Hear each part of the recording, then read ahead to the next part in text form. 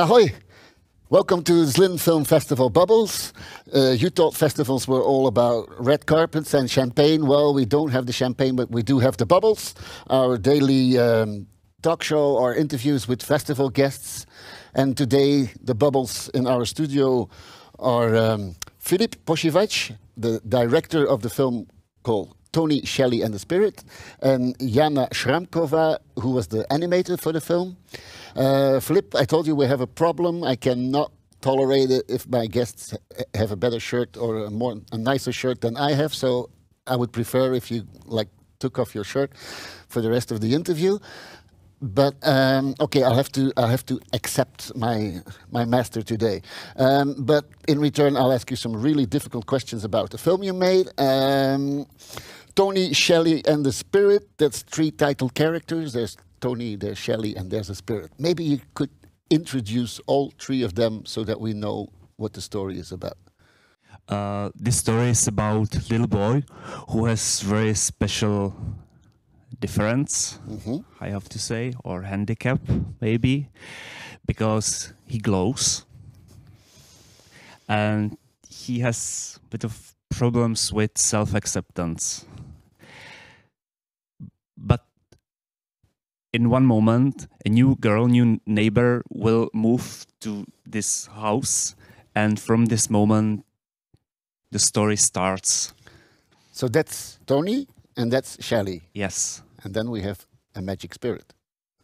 A magic spirit is a very special entity in this story, which I'm not sure if I can talk about that so much. I don't want to spoil. And that's the source of one investigation, for example, or dobrodružství, adventure. Okay, so that's Tony, that's Shelly, and that's the Spirit. And then all the story takes place, and maybe I can ask this question to Jana. The whole story takes place almost inside this one apartment building, which is like a bizarre universe by itself. Can you tell me a little bit about this strange universe that the film takes us to? I'm not sure that it's really strange. It's just beautiful and old. And it's a combination which is not accepted by some of the people who live there, because they want it to be new and bright and with plastic windows and with a lift and other things. So they don't like the old man who takes care about the house, and they want to change it and change the whole building. And just one other thing, I'm not animator, I'm scriptwriter, but okay, fine. Are you sure? Yeah, because that's not what the information said. But okay, I guess you're the one Trust who knows. Me, yeah. Okay. So the reason why I said strange or bizarre for this universe is because it's like a little world of its own. Like there's no world outside it. How did you develop this strange little world, this strange little universe? What is so typical for the atmosphere there?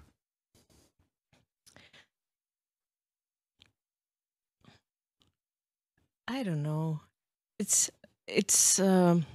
maybe it's because of the character, because Tony cannot leave the house because of his handicap. He's kept in the apartment, and he tries to escape to his parents, but just to the building. He cannot go out because it's dangerous for him. So it's his whole world, and that's why he introduces. Together with Shelly, he introduces a lot of fantasy into this world. Yeah, because if you cannot do many things, you can imagine them, and it's his way and also her way how to deal with their problems. But this fantasy world with all this crazy new sceneries and characters, it must have been a challenge for the filmmakers. How did you work with this animation of there's jungle parts. There's inside this building. All of a sudden, we're in the jungle, or we're in the deep sea, or we're in the area of the dinosaurs. How was it for a director to put all these crazy worlds together? You know, the thing what I really love on animation is that you don't have any borders there. You can go anywhere, anytime. You don't have any limits. And when we built and created the world with the rules, because we know some rules and borders for the story in the script, suddenly we have a lot of many possibilities how to create our imagination in that story. And I think that it's joy for me, like an author or creator of this film.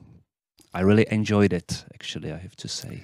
I think the audience can see that you really enjoyed it. I mean, when you watch the film, and there's also this one extra layer of beauty, I think, because it's all in winter. How is it for an animator to work with the winter season when everything is covered with snow? Because I think that my main sense is an artist, like an illustrator or designer of pictures. So for me, it was very important to create all things by hand, by craft in the studio. And for example, snowing, we prepared by hands every snowflake in the studio. And then after shooting, we connected in post-production, in visual post-production, VFX together. And basically everything is stop motion animation, so it was anything new for me, but I had to count and plan very much how to do it tricky, and pass whole process of shooting to the result. Okay, we have one last question for you, and it is, you know, you are in Zlín. Zlín is the city built on the empire of Batya shoes. So I would like to ask you, can you show us the shoes you're wearing today and maybe tell something about this wonderful shoes you have? So you can put them on the table so that everybody can see them. Do you have a story about your shoes? I have. It's not really good story, but it is a story. Yeah, it's barefoot shoes. And they are not produced, I think, yet. I bought them in crowdfunding campaign because it's new model, and I'm just one of maybe 1,000 people who have them. So that's. It's a good story. Really? I decide that it's a really good story. And but I don't plan to make a film from that. Yeah. Okay, but you have very exclusive shoes there, and I'm brand new. Philip, do you have a shoe story? My shoe story is very simple because I'm quite old-fashioned, and always from my childhood I buy my new shoes on Batya. So it's very simple. And but it's Batya. It's We're Batya. So happy to have real Batya shoes in the studio today. I think so. And I have only 1 or 2 pairs of shoes usually. So when one pair is destroyed, I'm going to Batya again and buy a new one. And those shoes are handmade, and I bought it in Batya shop by Batya. Yeah. Okay.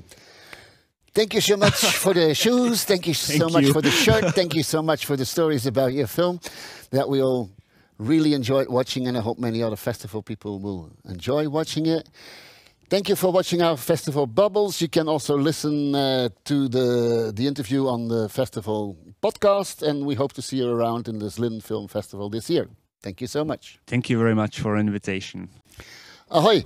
Welcome to the Zlín Film Festival Bubbles, where we speak with some of the most bubbling guests of this year's festival. And today we have some real bubble trouble for you, because we're presenting you a very bubbling, sparkling person, festival guest this year, director of the film 12 Hours to Destruction, scriptwriter of the film 12 Hours to Destruction, coming from Iceland, and her name is Nanna Kristín Magnúsdóttir.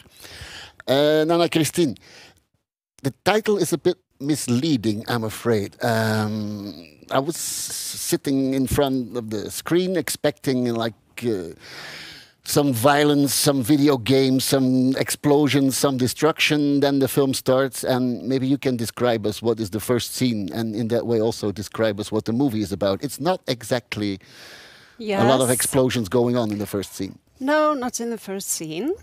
Thank you for having me in this bubbly interview. The first scene is 3 kids, 1 girl and 2 boys. They are in a band, and the band is splitting up. And the girl gets a letter that says that somebody is gonna destroy the school, and the school band is going to be at have a concert in the night, and that means the concert is not going to happen. And the title, 12 Hours to Destruction, we changed it because in Icelandic it's called Abba Bab. And we figured that Abba, they would think it was about ABBA, the band. I thought so. Yes. So I was looking forward to ABBA. Yeah, movie. But that would be even more misleading because it's not about ABBA, and people would go and sit like, yeah, ABBA film. Maybe it's about like ABBA when they're children, and then they would see this film, and it's about disco, yes, ABBA, but punk also. So it's like disco versus punk.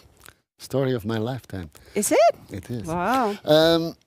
But let me ask you one general question, and we can go into detail later. Yeah. You don't believe in the famous expression "less is more"? No. I'm an actress, so I know what less is more means. But I think in a movie, it's actually my first feature film. I've done TV series and short films before, and I wanted to make a big explosion. And explosions can be more than like fire and bombs. It can be like a lot of happy kids doing dance and music and singing and great acting. And that's what I wanted to do. Yeah. So instead of less is more, you believed in more is not yet enough. Yeah. And that's why you gave us singing and dancing, you gave us little animations, you give us voiceovers, you give us flash forwards, flashbacks. Yeah. There's a lot going on the screen. Yes.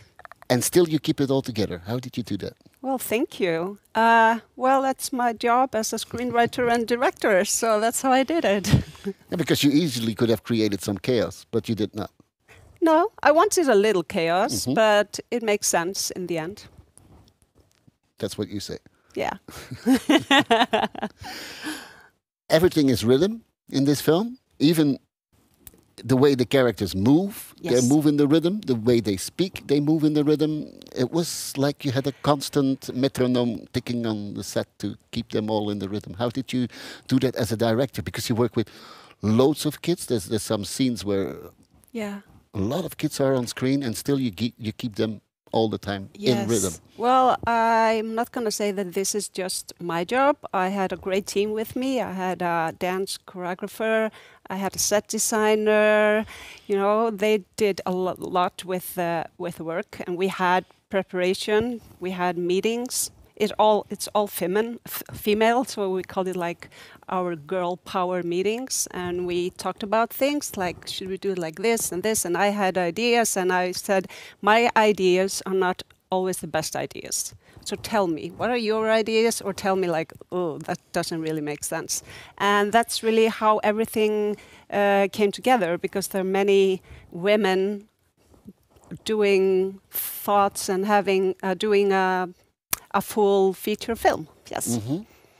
Girls have rhythm. They have a lot of Girls have rhythm. Yes, they do. And it's also in the script. I write like, this boy goes and, dances to this corner, and then this girl comes forward to the film, and then close up of this on da-da-da. It's very detailed script. So everything was about choreography? A lot about choreography, and then we also worked with each kid, because there are like 3 main characters, and then extras, and then there are extras. But I wanted everyone to have a name and a character, so there was 80 kids in the film, and they all had names, and they all had a purpose in the film. Even though they show like this much in the film, I also wanted to teach and let the kids have an experience how to act in a film.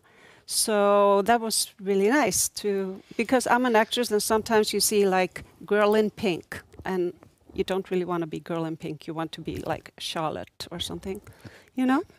Have a name and purpose. Charlotte, please. Yeah.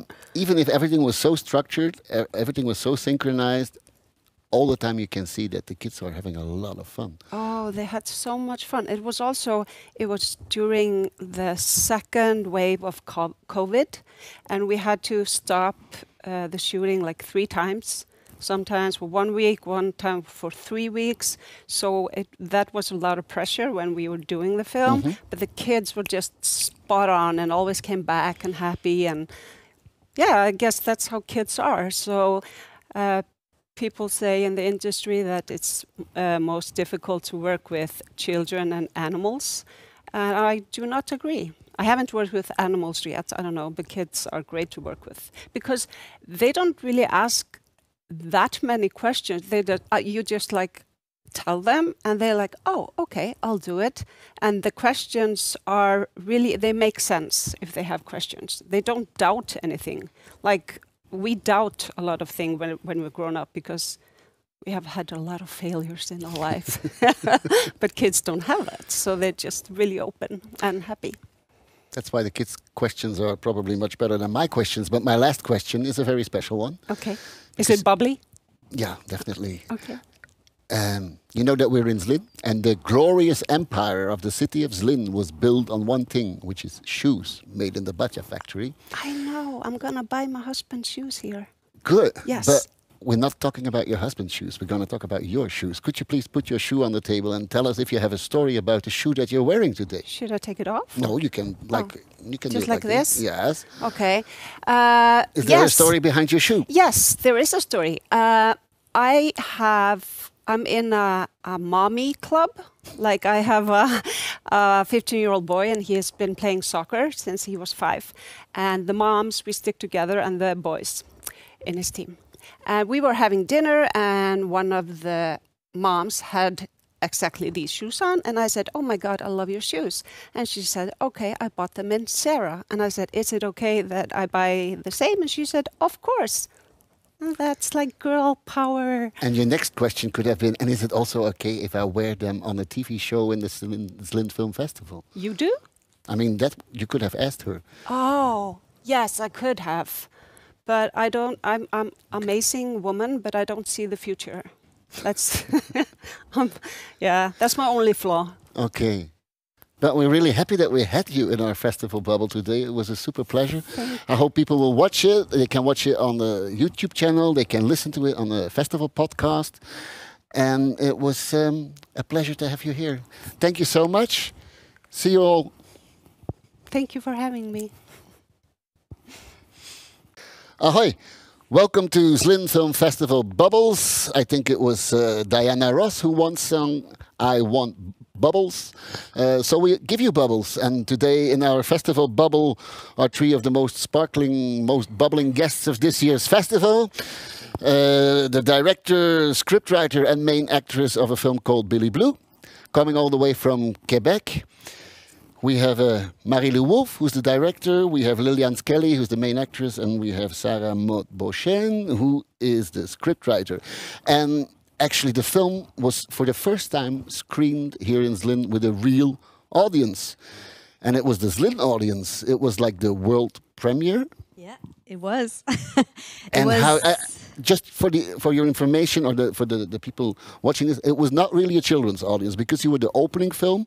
So besides children, you also had the beau monde of the entire Czech Republic. But already we did both. So it was amazing for us, but it's true that yesterday was only like adults, and it was not it was not teenagers, but it was very a nice experience because after the movie we met people and they told us how much they loved the movie, so we were very, very happy of that. I was supposed to tell you the same, but I didn't do it yet. Aww. But I'll tell you later how much I loved it. Okay. And this morning the movie has been shown with teenagers, which was really fantastic because after that we have a Q&A and they ask questions and they had comments and they were really into it. So for us, it's a relief. Good. Happy to hear that Zlín gave you some relief. Sarah Maud, you wrote the script of this film, so maybe you're the best placed person to summarize the whole story in, let's say, 5 sentences. That's short. Well, I'm a book writer at first, so I wrote a book 10 years ago called Billy Blue in French, and it got a really great success in Quebec. So I wrote a script, and this is the script that everybody saw yesterday and this morning in Zlín. And it's a story about my teenage years and my teenage summer in Quebec. I was working at a water park for my whole teenage years, and it was the greatest, weirdest, most intense experience for my teenage heart. So the movie is about all the firsts that I lived during the summer of my 16th year. So it's a lot about love and friendship and growing up and discovering desire. Super. It's a very teenage subject, and it's also very strongly connected to summer. And there is summer throughout the whole movie, and it's a really important part of the movie is the summer feeling. Maybe, Mary-Lou, you can describe how you got this summer feeling into the... That's a good question, because because we shot the movie at fall.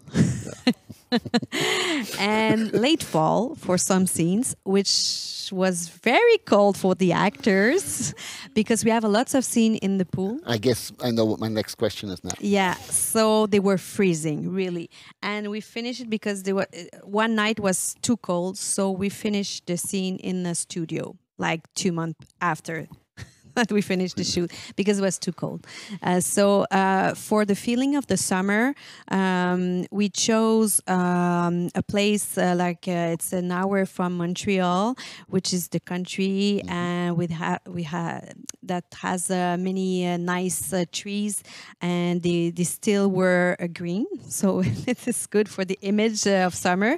And unfortunately, it wasn't so sunny when we shot the movie, but the actors helps with the and the clothes and the music. I tried to put some really lively music, really fun music, really summer music. Actually, that was a remark I heard after the screening from a Czech producer when she told me, these people must have paid a fortune for their soundtrack.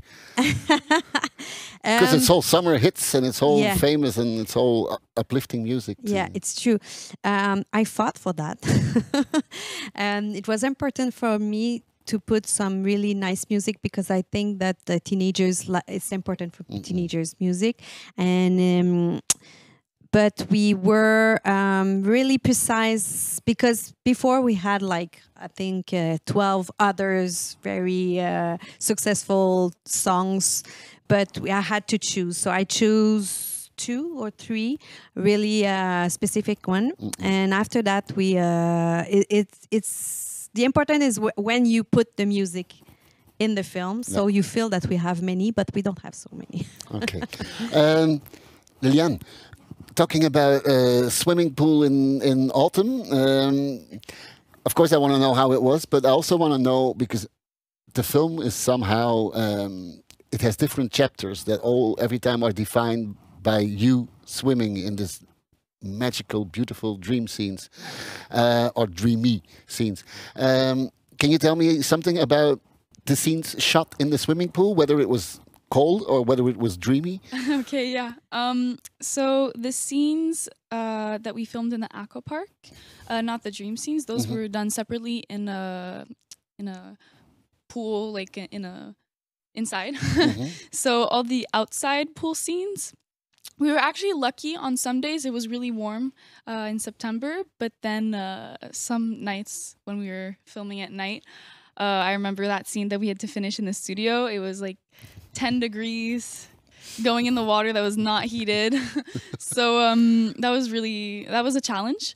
But the team was always there, like warming us up. We had a car ready to jump in right after the scene. We had like jackets, so well supported throughout all that. And those dreamlike scenes that were done underwater with an underwater camera, we had trainings, me and some other actors, before doing those scenes. So how to control our breath. We did some breath work and all of that, the routine, how to stay underwater for as long as possible and be comfortable. I have a million more questions for you, but unfortunately we only have time for one very important last question. Because you are in Zlín, and as you might have noticed, the glorious empire of the city of Zlín is built on one thing, and that's shoes. Bata Shoe Factory. So I want to ask you, could you put your feet on the table, and does somebody has a nice story about the shoes she's wearing today? Actually, you all have a story about shoes. You might not realize it, but you have one. We're three women that love fashion in a different way. So outfits were really important for Zlín and for the premiere. So we all gathered and chose what to wear and prepared ourselves. So, and the shoes is a part of it. And today is a sneaker day for Liliane because she hurts. And you have a story about I'm wearing a local brand, a woman-made local brand from Montreal called Maguire. So I always like to represent women in how I wear. So shout out to Maguire. And but they're pretty. So. But we travel with carry-on, so we. No, I have nothing to say. I like sandals. It's sunny outside. But you travel with carry-on, so you carry your shoes on your feet. It's a carry-on, so we had to choose specifically what we are gonna wear in Zlín. You had to choose specifically. To choose! I love it. Thank you so much. It was great having you here. Thank you for being in our festival bubble, and I also hope the audience will visit our festival bubble and enjoy it. Thank you so much. See you next time.